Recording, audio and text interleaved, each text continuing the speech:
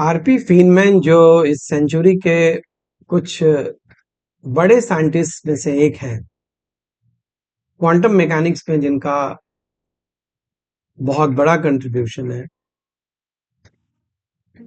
उन्होंने एक बहुत ही अच्छी बात कही है। नोबेल लॉरिएट आरपी फिनमैन ने कहा कि मैं अपने बचपन में ही ये जान गया था कि what is the difference between knowing the name of something and knowing something.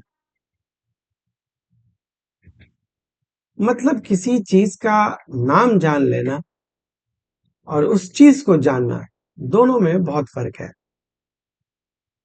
और आरपी फिनमैन कह रहे हैं कि ये मैंने अपने बहुत ही अर्ली स्टेजेस में सीख लिया था, इस बात का डिफरेंस क्या होता है। सो बच्चों, आपके लिए ये बहुत रेलिवेंट है। जिस स्टेज में आपको, वहीं पर आपको अपने लाइफ में सही स्टेप्स लेना है। और वो स्टेप ये है कि किसी चीज को का नाम नहीं जानना है, उस चीज को जानना है। ये बातें मैं as a physics teacher, physics के रेलिवेंस में क्यों बोल रहा हूं? क्योंकि ये रेलिवेंट इसलिए है कि बहुत बच्चे फिजिक्स को मगअप करने की कोशिश करते हैं। एक पर्टिकुलर प्रॉब्लम कर लिया, 10 कर लिया, 20 कर लिया, 40 कर लिया, वो बच्चे बहुत दूर नहीं जा पाए। Instead of doing 10,000 problem, you do 1,000, but you know कि वो 1,000 के पीछे का बैकग्राउंड क्या है, उनके पीछे लॉजिक क्या है, उनके पीछे एम्बेडेड प्रिंसिपल्स क्या है। और यही हमारे बूस्टर प्रॉब्लम्स का ऑब्जेक्टिव है। बहुत बच्चे ये पूछते हैं कि क्या बूस्टर प्रॉब्लम का मतलब डिफिकल्ट? बिल्कुल नहीं। हो सकता है कि आपके नॉर्मल प्रॉब्लम से भी आसान हो सकता, क्या होता है।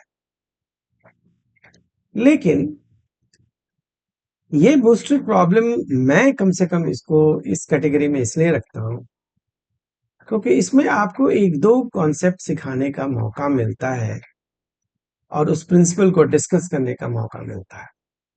So hello everyone, welcome to my channel physics forum. My name is Suhail Ahmed and I am a physics educator. और आपको मैं फिजिक्स सिखाता हूं, पढ़ाता नहीं। तो चलिए हम लोग फिजिक्स सीखते हैं। मेरे साथ आप फिजिक्स सीखिए। जो नीट और जेई और के एस्पिरेंट्स हैं, सीयूईटी के और एपी के, एडवांस प्लेसमेंट फिजिक्स, जो इंडियन स्टूडेंट्स को बहुत ज़्यादा पता नहीं है, जो अमेरिका में जो 11th-12th करते हैं, उनके लिए दो तरह की फिजिक्स होती है। एक नॉर्मल फिजिक्स और एक एडवांस प्लेसमेंट फिजिक्स। जो जिन बच्चों को वहाँ साइंस कंपल्सरी है 11th-12th, तो जिन बच्चों को साइंस पढ़ने के बावजूद कॉमर्स और ह्यूमैनिटीज में जाना है, तो नॉर्मल फिजिक्स लेते हैं। नॉर्मल फिजिक्स वहाँ का 11th-12th समझ लीजिए है, यहाँ का 9th-10th। लेकिन एडवांस प्लेसमेंट फिजिक्स उन बच्चों को लेना होता है जिन बच्चों को परस्यू करना होता है, आगे साइंस में ही कैरियर परस्यू करना होता है। तो वैसे बच्चों का भी सिलेबस यही है ऑलमोस्ट। तो हम लोग इस क्लास में आज का पहला प्रॉब्लम सीख रहे हैं, बूस्टर प्रॉब्लम। इस प्रॉब्लम में ये कह रहा है कि एक काइनेटिक एनर्जी और डिस्प्लेसमेंट ग्राफ है। आप ये आपका जो है काइनेटिक एनर्जी है और डिस्प्लेसमेंट, ये काइनेटिक एनर्जी है और ये डिस्प्लेसमेंट।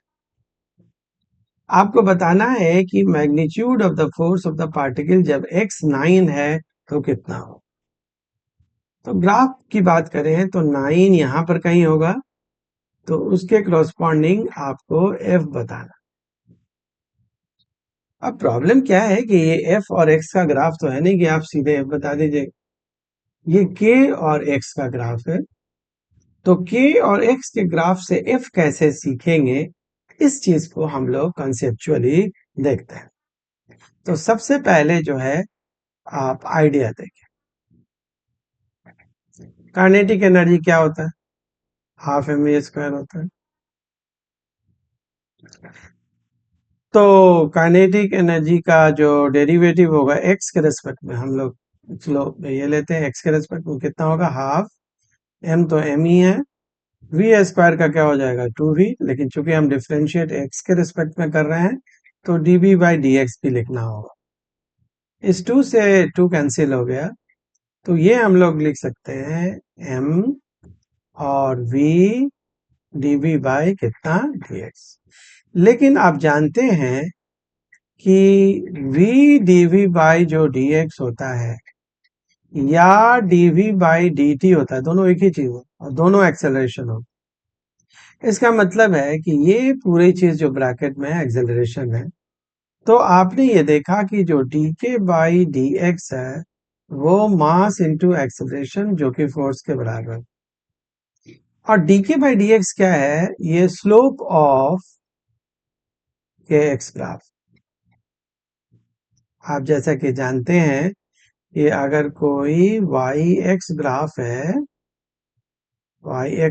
मान लो ग्राफ ऐसा है, तो इसका जो स्लोप होता है वो किससे रिप्रेजेंट होता है, dy बाई dx।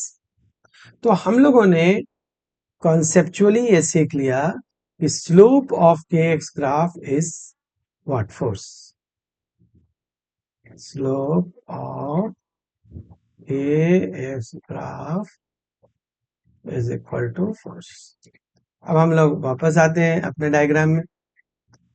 आप ये ट्रायंगल देख रहे हैं, ये ट्रायंगल जो है ये बता रहा है कि 6 to 10 स्लोप कांस्टेंट है। Why slope constant, straight line का स्लोप कांस्टेंट, तो 6 to 10 एक ही स्ट्रेट लाइन है तो स्लोप कांस्टेंट। तो जो 6 to 10 स्लोप होगा वही 9 पे भी स्लोप होगा, क्योंकि इसके बीच में जो भी नंबर है सब पे स्लोप सेम होगा, क्योंकि 6 to 10 ही स्लोप सेम है, 9 इनके बीच में आता है। तो 6 to 10 का स्लोप हम लोग निकाल लेते हैं, slope between 6 to 10, 6 to 10, 6 to 10 triangle. फिर से वापस जाइए ट्रायंगल पे, देखिए स्लोप क्या होता है, परपेंडिकुलर अपॉन बेस। परपेंडिकुलर कितना है 20 और बेस कितना है 6 to 10, 4 हो गया, तो हमारा 20 अपॉन कितना हो गया 4, विच इज इक्वल टू 5। तो we can say that dk by dx which is the slope is equal to 5 but which is equal to force। तो हमारा जो फोर्स है वो कितने के बराबर आ गया, 5 न्यूटन के बराबर आ गया।